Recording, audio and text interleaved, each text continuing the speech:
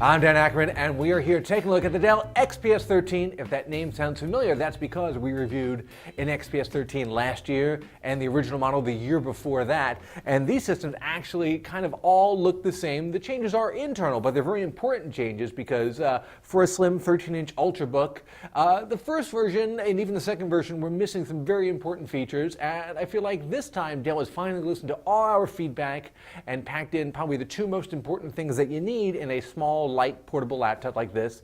The first version of the XPS 13 just had a 1366 by 768 screen, very low res, even though it was about $1,000. Then they added a 1080p screen. That's really what you want, but it wasn't a touchscreen, even though this was the very beginning of kind of that Windows 8 touchscreen laptop era.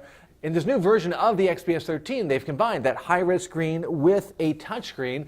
So that, combined with the fact that this is a really nicely made laptop with an aluminum and carbon fiber body, really makes it probably one of the top-end ultrabooks I can think of right now, especially because it's a little bit smaller than what you'd think a 13-inch ultrabook would look like. It's smaller than a MacBook Air.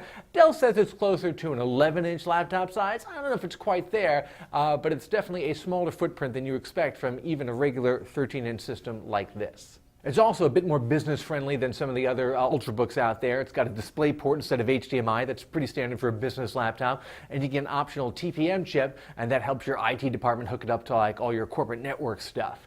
It's interesting. We've called this jokingly the Dell Book Air over the years because, especially when closed, it really looks a lot like a MacBook Air. And the design hasn't changed in a couple of years. I don't think it needs it just yet, but for right now, I'm happy that they finally have a high-res touchscreen.